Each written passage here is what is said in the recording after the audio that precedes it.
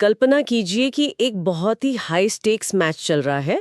दोनों टीमें मैदान पर बिल्कुल डटी हुई हैं, रणनीति बन चुकी है और खेल अपने चरम पर है। हाँ बिल्कुल, प्रेशर कुकर वाली सिचुएशन। एग्जैक्टली। तभी अचानक क्या होता है कि टूर्नामेंट का जो आयोजक है वो मैदान पर आता है और कहता है कि सुनिए, हमने अभी अभी खेल के कुछ नियम बदल दिए हैं। अरे बाप रे। और ये बदलाव इसी मैच से लागू होगा। मतलब ऑब्वियसली मैदान पर हंगामा मच जाएगा।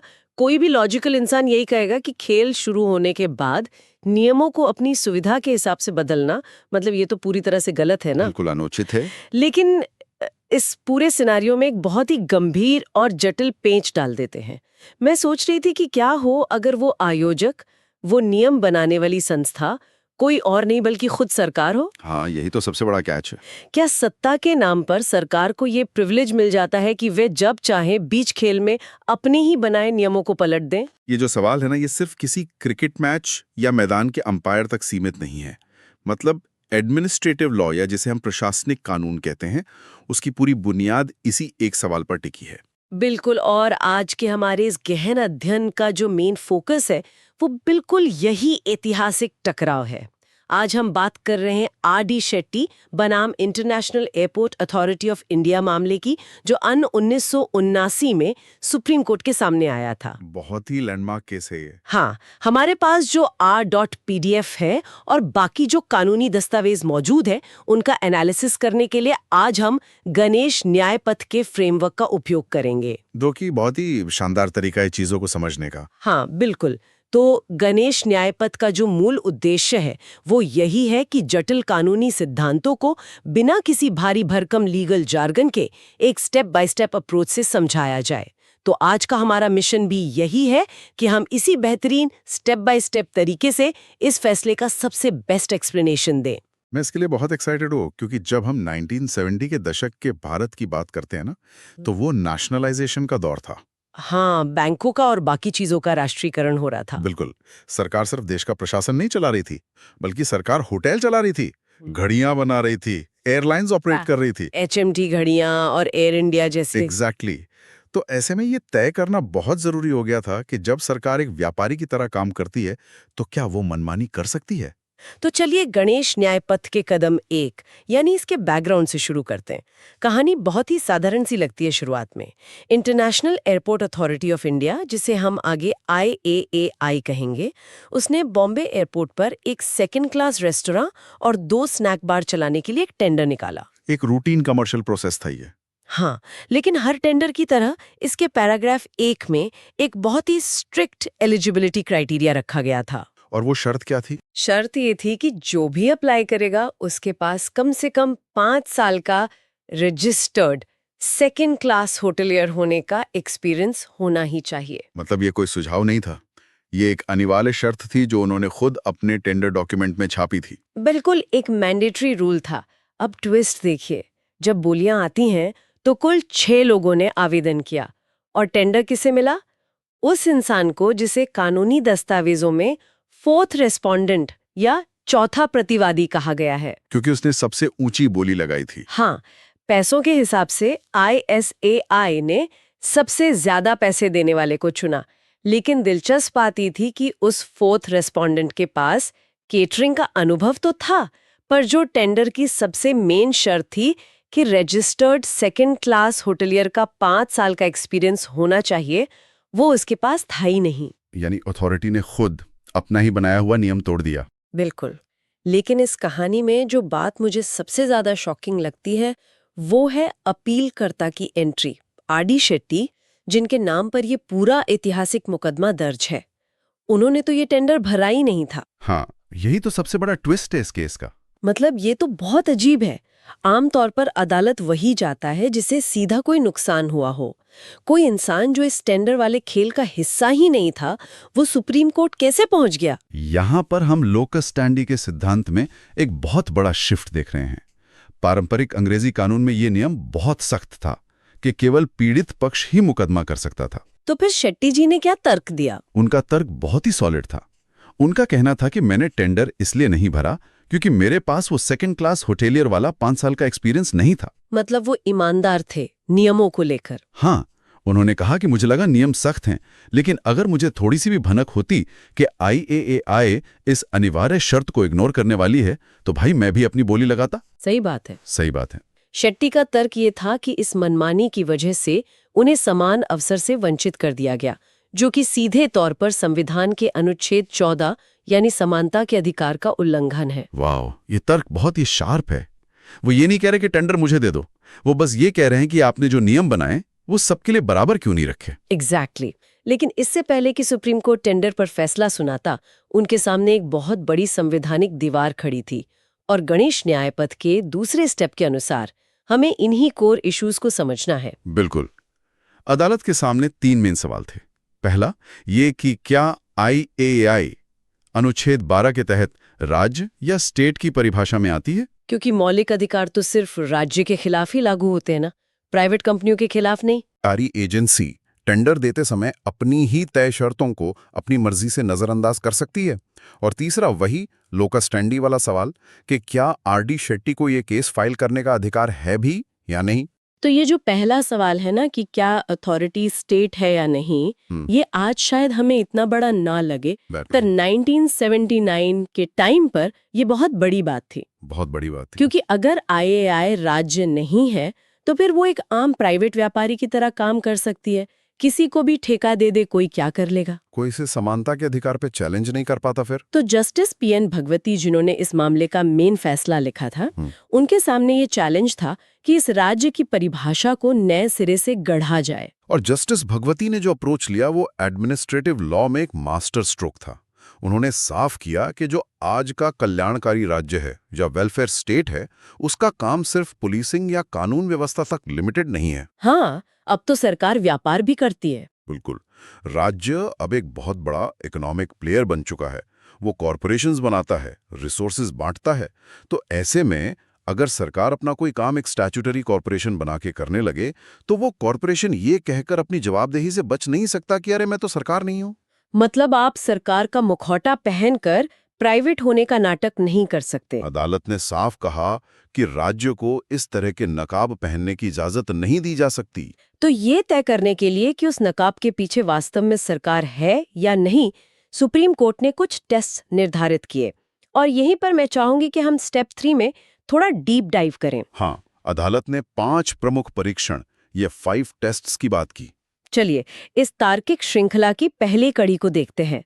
वित्तीय सहायता या फाइनेंशियल असिस्टेंस, इसका क्या मतलब है? ये टेस्ट ये देखता है कि क्या उस संस्था की पूरी शेयर पूंजी या उसका एक बहुत बड़ा हिस्सा सरकार के पास है।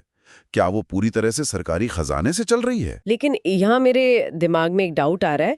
मान लीजिए सरकार ने किसी उभरते हुए टेक स्टार्टअप में बस 10 या 15% की हिस्सेदारी खरीद ली, तो क्या सिर्फ इस छोटे से इन्वेस्टमेंट की वजह से वो कंपनी अनुच्छेद 12 की घेरे में आ जाएगी? नहीं, ये बहुत ही अच्छा सवाल है। अदालत ने इस बारीकी को समझा था। सिर्फ थोड़ी बहुत वित्तीय सहायता या माइनॉरिटी स्टेक किसी संस्था को राज्य नहीं बना देता। तो फिर कितना फाइनेंशियल सपोर्ट होना चाहिए? ये सहायता इतनी व्यापक होनी चाहिए कि वो संस्था आर्थिक रूप से पूरी तरह सरकार पर डिपेंडेंट हो। IAAI के मामले में पूरा का पूरा पैसा केंद्र सरकार से आ रहा था। समझ गई। इसके बाद जो दूसरा टेस्ट है वो है राज्य का नियंत्रण, यानी deep and pervasive state control. अब देखा जाए तो भारत में हर कंपनी कंपनीज एक्ट के तहत रजिस्टर्ड है, बैंक RBI के नियमों से बंधे हैं, तो रेगुलेटरी कंट्रोल तो सब पर है। हाँ, लेकिन यहाँ जिस नियंत्रण की बात हो रही है वो रेगुलेटरी नहीं है। अदालत का मतलब है एडमिनिस्ट्रेटिव और मैनेजेरियल कंट्रोल। अच्छा, मतलब डे टू डे ऑपरेशंस में। हाँ, क्या सरकार ये तय कर रही है कि डायरेक्टर कौन होगा? क्या अहम फैसलों में सरकार का दखल है? क्या सरकार जब चाहे उस संस्था के बोर्ड को भंग कर सकती है? ओहो। अगर ये कंट्रोल इतना गहरा है कि वो संस्था स्वतंत्र रूप से सांस भी नहीं ले सकती, तो वो राज्य की ही एक एजेंसी है। यानी नाम की स्वतंत्र कंपनी है, असल में डोर मंत्रालय के हाथ में है। अब अगर तीसरे टेस्ट की ओर बढ़ें तो वो है सार्वजनिक महत्व या पब्लिक इम्पोर्टेंस के कार्य। ये इस बात पे फोकस करता है कि वो संस्था काम क्या कर रही है। क्या वो कोई ऐसा काम कर रही है जो ट्रेडिशनली सरकार की जिम्मेदारी मानी जाती है? जैसे एयरपोर्ट्स का निर्माण और उनको चलाना। बिल्कुल। ये कोई ऐसा काम नहीं है जिसे उस जमाने में प्राइवेट हाथों में छोड़ा जा सकता था। ये देश की सुरक्षा और पब्लिक के इंफ्रास्ट्रक्चर से जुड़ा काम है। और इसी से जुड़ा हुआ है चौथा टेस्ट, एकाधिकार या मोनोपोली स्टेटस। हाँ, अदालत में कहा कि अगर किसी संस्था को किसी क्षेत्र में एकाधिकार प्राप्त है और वो मोनोपोली खुद सरकार ने उसे दी है, तो ये बहुत बड़ा संकेत है कि वो राज्य है। कोई आम प्राइवेट कंपनी अपने आप तो पूरे देश के एयरपोर्ट्स पे कब्जा नहीं कर सकती ना, ये पावर तो सरकार ही दे सकती एकदम है। सही। और अंत में 5वां टेस्ट जो बहुत सीधा है, विभाग का स्थानांतरण। Transfer of a government department. इसका मतलब है कि अगर सरकार अपने ही किसी मौजूदा विभाग को एक कॉरपोरेशन का रूप दे दे, काम वही है, लोग वही हैं, बस नाम और पहचान बदल दी गई है ताकि थोड़ी कमर्शियल फ्रीडम मिल सके। तो सिर्फ नाम बदलने से उसका स्टेट होने का कैरेक्टर खत्म नहीं हो जाता। बिल्कुल नहीं। तो जब इन 5 टेस्ट की कसौटी पर IAAI को कसा गया तो पिक्चर एकदम क्लियर हो गई। फंड सरकार का, कंट्रोल सरकार का, काम पब्लिक इंपॉर्टेंस का। तो सुप्रीम कोर्ट ने बिना किसी हिचकिचाहट के कह दिया कि IAAI अनुच्छेद 12 के तहत राज्य है। और जैसे ही उसे राज्य डिक्लेयर किया गया, इस कहानी का पूरा रुख ही पलट गया। क्योंकि अब तो उन पर संविधान के पार्ट 3 के सारे रेस्ट्रिक्शंस लागू होंगे। हाँ, आप एक आम लाला की दुकान की तरह काम नहीं कर सकते कि जिसे चाहा उसे सामान दे दिया। आपको समानता और निष्पक्षता के नियम फॉलो करने ही पड़ेंगे। तो अब हम गणेश न्याय पथ के स्टेप 4 पर आते हैं, रूल अगेंस्ट आर्बिट्ररीनेस या मनमानी के खिलाफ नियम।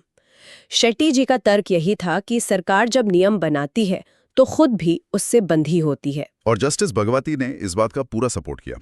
उन्होंने एडमिनिस्ट्रेटिव लॉ का एक बहुत ही सॉलिड प्रिंसिपल सेट किया कि जब कोई अथॉरिटी टेंडर निकालने के लिए मापदंड तय करती है तो वो बाद में अपनी मनमर्जी से उन्हें इग्नोर नहीं कर सकते। अगर आपको नियम बदलने हैं तो फिर से टेंडर निकालो। बिल्कुल, ताकि जो लोग पुराने नियमों की वजह से अप्लाई नहीं कर पाए थे उन्हें भी मौका मिल सके। मतलब आप बीच गेम में अंपायर की तरह रूल नहीं बदल सकते। एकदम सही एनालॉजी है ये। अदालत ने साफ माना कि IAAI ने जो वो सेकंड क्लास होटेलिया वाली शर्त को दरकिनार किया वो पूरी तरह से मनमाना, इल्लीगल और समानता के अधिकार का घोर उल्लंघन था। बिल्कुल। अब यहाँ तक आते आते तो ऐसा लगता है कि RD शेट्टी ने बहुत बड़ी ऐतिहासिक जीत दर्ज कर ली है। सिद्धांत उनके पक्ष में है, कानून उनके पक्ष में है, अथॉरिटी की गलती साबित हो गई है। तो स्टेप 5 में जो इसका क्लाइमैक्स है उसमें तो यही होना चाहिए था कि सुप्रीम कोर्ट अपना हथौड़ा पटके और उस टेंडर को तुरंत कैंसिल कर दे। और यहीं पर न्यायशास्त्र का एक बहुत ही प्रैक्टिकल और कह सकते हैं कि चौंकाने वाला पहलू सामने आता है। सुप्रीम कोर्ट ने सब कुछ इल्लीगल मानने के बावजूद उस टेंडर को रद्द नहीं किया। क्या मतलब? मुझे ये बात बिल्कुल हजम नहीं हो रही है। मैं समझ सकता हूँ। ये तो न्याय का विरोधाभास लगता है।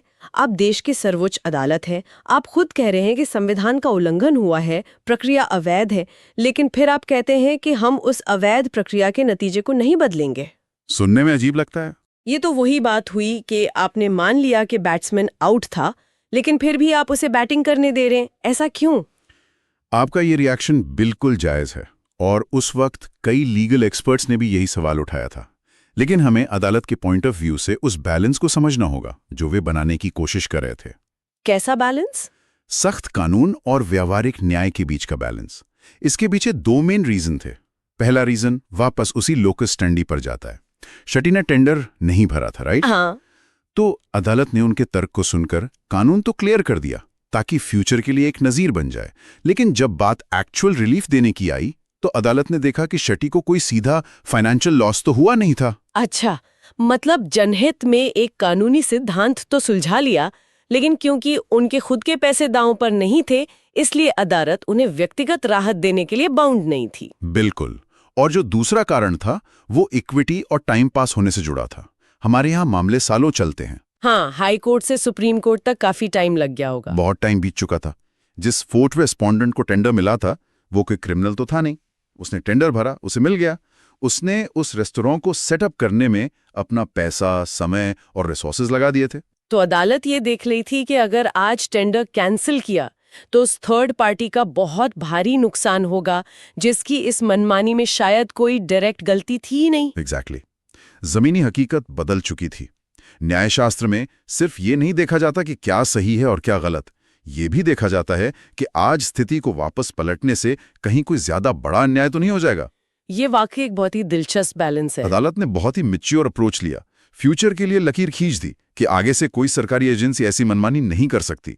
लेकिन इस पर्टिकुलर केस में सिचुएशन को देखते हुए उन्होंने स्टेटस को बनाए रखना ही बेहतर समझा। तो अगर हम इस पूरे गणेश न्यायपथ के एनालिसिस को सम अप करें तो आर.डी. शेट्टी का ये मामला सिर्फ एक एयरपोर्ट के रेस्टोरेंट का मामला नहीं था, ये भारत के एडमिनिस्ट्रेटिव लॉ का एक वाटरशेड मोमेंट था। बिल्कुल।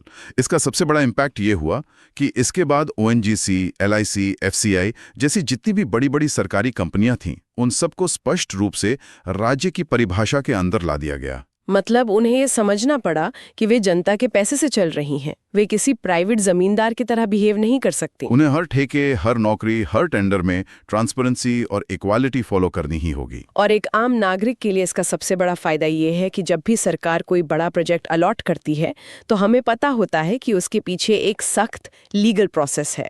अगर कोई भाई भतीजावाद या फेवरेटिज्म होता है तो हमारे पास इस फैसले जैसी एक मजबूत कानूनी ढाल है। ये फैसला सत्ता को हमेशा ये याद दिलाता है कि आप जो भी काम कर रहे हैं वो जनता के एक ट्रस्टी के रूप में कर रहे हैं और ट्रस्टी को हमेशा फेयर होना चाहिए। तो इस पूरी डीप और फैसिनेटिंग चर्चा के बाद हम एक ऐसे विचार पर आकर रुकते हैं जो 1979 के इसी लॉजिक से निकलता है, लेकिन आज 21वीं सदी में हमें बहुत सोचने पर मजबूर कर सकता है। और वो विचार सीधे तौर पर उन 5 टेस्ट से जुड़ा है जो हमने अभी डिस्कस किए। बिल्कुल। हमने देखा कि कैसे पब्लिक इंपॉर्टेंस के काम करने वाली संस्थाओं को स्टेट मान लिया गया। अब जरा आज के डिजिटल युग के बारे में सोचिए। हाँ, हमारे पास कुछ मुट्ठी भर ग्लोबल टेक दिग्गज और सोशल मीडिया कॉर्पोरेशंस हैं। वे कंपनियां जो आज करोड़ों लोगों की अभिव्यक्ति का मंच बन गई हैं, जो हमारे डेटा को कंट्रोल करती हैं, डिजिटल कम्युनिकेशन का पूरा इंफ्रास्ट्रक्चर चला रही हैं। एक तरह से देखा जाए तो वे आज वही पब्लिक फंक्शन निभा रही हैं जो शायद किसी जमाने में पोस्ट ऑफिस या टेलीकॉम विभाग निभाया करता था। तो ये एक बहुत ही सीरियस सवाल पैदा करता है। अगर पब्लिक इंपॉर्टेंस का काम करने और लोगों की लाइफ पे इतना गहरा असर डालने के कारण एक एयरपोर्ट अथॉरिटी को राज्य माना जा सकता है, तो क्या फ्यूचर में कभी इन पूरी तरह से प्राइवेट ग्लोबल टेक कंपनियों को भी अनुच्छेद 12 के तहत राज्य के दायरे में लाया जाना चाहिए? ये आज के न्यायशास्त्र का सबसे बड़ा अनसुलझा सवाल है। क्या उन्हें भी समानता और निष्पक्षता के उन्हीं सख्त कॉन्स्टिट्यूशनल पैरामीटर्स पर कसा जाना चाहिए, या फिर प्राइवेट पूंजी होने के नाते उन्हें अपने प्लेटफॉर्म के नियम अपनी मर्जी से बदलने की पूरी छूट होनी चाहिए? क्योंकि जिस तरह 1970 के दशक में राज्य एक व्यापारी बन रहा था, आज के दशक में व्यापारी एक वर्चुअल स्टेट बनता जा रहा है। और ये एक ऐसी डिबेट है जो आने वाले टाइम में हमारी अदालतों और संसदों में जरूर गूंजेगी।